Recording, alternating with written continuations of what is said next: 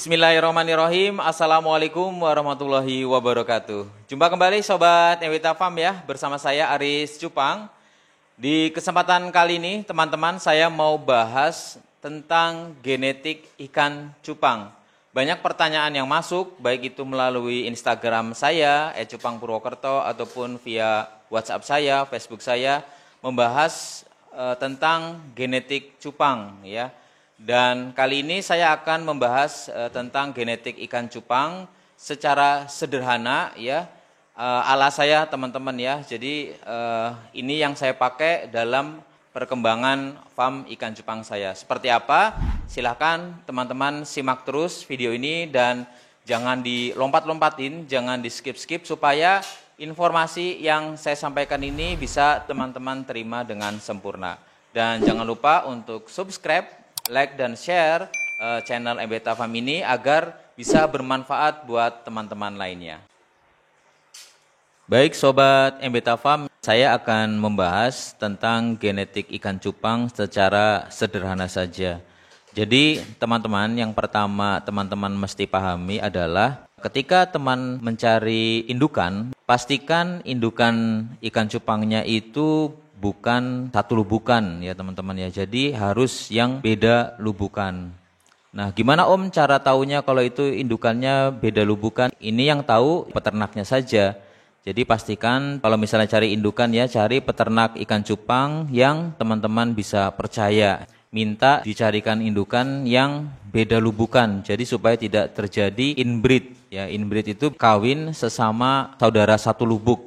Jadi kan ikan cupang itu sekali bertelur kan bisa ratusan ekor. Nah, terkadang ada seller itu yang jualnya itu selubukan teman-teman, sepasang, tapi satu lubukan. Nah, itu biasanya kurang bagus ya kalau kita jadikan indukan. Sama seperti manusia, kalau misalnya kawin sedarah kan pasti banyak hal yang kurang bagus. Jadi begitupun dengan ikan cupang, harus beda lubukan. Walaupun satu jenis, misalnya dasar merah dengan dasar merah atau koi dengan koi, tapi beda lubukan. Ya, kita taunya dari peternaknya, makanya teman-teman cari peternak yang bisa dipercaya. Nah, kalau teman-teman sudah punya indukan, berarti teman-teman kan punya satu jantan, satu betina. Itu untuk konsep yang pertama. Ada lagi konsep yang kedua, saran dari saya kalau mau cepat, itu female-nya 2 ekor teman-teman ya. Jadi satu jantan dengan 2 betina. Nah, di sini saya akan menjelaskan 2 konsep, yaitu konsep yang pertama, satu jantan dengan 1 betina, kemudian konsep yang kedua, satu jantan dengan 2 betina. Saya jelaskan dulu untuk konsep yang pertama. Jadi kalau kita punya indukan satu pasang, jantan 1, betina 1, ini akan kita kawinkan, di mana anaknya nanti kita kasih kode misalnya A. Kemudian setelah 1 bulan teman-teman, indukan yang sepasang tadi kita kawinkan lagi. Nah, indukan yang sama ya, tapi anakannya kita kasih kode gen B. Nah, di sini di gen A teman-teman ambil jantannya. Kemudian di gen B teman-teman ambil betinanya. Misalnya jantannya ambil 10 pasang, betinanya 20 pasang ya. Jadi kalau teman-teman misalnya ngambil indukan, itu pastikan teman-teman 1:2, misalnya jantannya 1, betinanya 2. Jadi kalau misalnya teman-teman breeding, jangan dijual semuanya angkut kering, nanti teman-teman nggak punya terusan indukan ya. Jadi paling nggak sisihkan minimal 5 jantan dan 10 betina. Nah, jadi misalnya kita sudah ngambil nih jantannya 5, betinanya 10 gitu. Baru itu nanti antara gen A dan gen B kita ternakkan. Begitu ya teman-teman ya. Misalnya kita ambil 2 pasang lagi, gen A sama B, kemudian gen A plus B. Nah, kedua gen ini kita ternakan lagi, di mana nanti hasilnya anakannya itu selalu dipisah teman-teman. Nah, ini nanti yang akan selalu kita silangkan terus. Disilangkan terus antara keturunan dari gen AB yang pertama sama gen AB yang kedua. Itu jalan terus seperti itu ya teman-teman ya. Memang membutuhkan waktu yang agak lama. Dan ketika teman-teman ambil indukan, terusan buat indukan, pastikan teman-teman ambilnya itu yang sesuai dengan yang teman-teman inginkan. Misalnya teman-teman bermain di koi, maka pastikan teman-teman ambil terusan indukannya itu yang mutasinya bagus, full block, formnya bagus. Itu yang kita ambil buat indukan. Begitu ya teman-teman. Nah sisanya baru kita jual. Jadi jangan ambil yang kurang bagus, misalnya mau main koi tapi ambilnya yang selo-selo atau yang besgel-besgel, itu nanti kurang bagus hasilnya. Jadi pastikan kalau misalnya mainnya di cupang koi ya ambilnya yang full block, yang bagus seperti itu ya.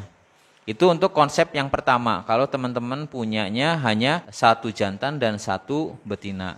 Sekarang saya akan bahas konsep yang kedua, di mana teman-teman itu punya satu jantan, kemudian punya dua betina. Di kesempatan yang pertama ya, betina yang kita kasih nama betina A, kemudian satu lagi betina B, itu jantan dengan betina A kita kawinkan, maka keluarlah gen A. Kemudian setelah selang 1 minggu atau 2 minggu, teman-teman bisa langsung lanjut kawinkan jantannya dengan betina B, maka anaknya nanti keluar B.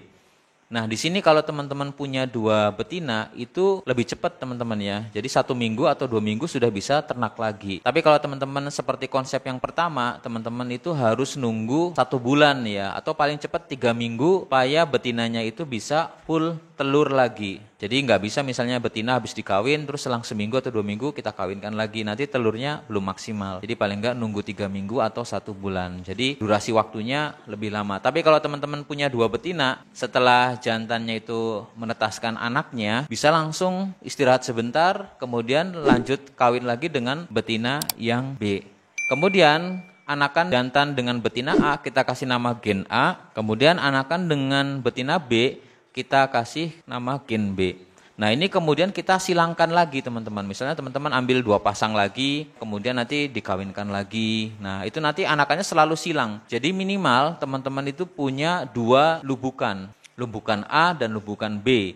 Jadi lubukan A kita ambil jantannya, lubukan B kita ambil betinanya. Begitu terus ya, satu strain itu teman-teman harus minimal punya 2 lubuk supaya teman-teman bisa membedakan antara lubukan A dengan lubukan B. Jadi supaya tidak terjadi proses inbreed atau kawin sedarah. Kalau sama-sama satu lubuk itu biasanya masih satu darah. Begitu teman-teman ya. Ini bertujuan supaya terhindar dari kecacatan ikan ya, kemudian mungkin ikan bentuknya nggak sempurna, kurang sehat. Itu karena faktor inbreed tadi.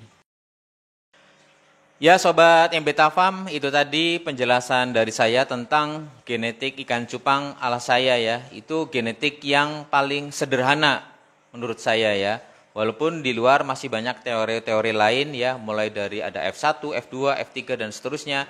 Cuman buat saya itu agak rumit ya, terutama buat teman-teman yang baru saja memulai ternak ikan cupang. Jadi silakan teman-teman bisa pakai teori dari saya tadi yang sudah saya pakai dan alhamdulillah bisa berjalan baik sampai sekarang ya. Jadi kalau teman-teman nanti sudah bisa beternak banyak, baru teman-teman berpikir teori-teori genetika lainnya. Jadi di awal-awal yang penting teman-teman bisa produksi dulu, bisa jualan dulu, baru nanti kita berpikir gimana caranya menciptakan strain-strain baru.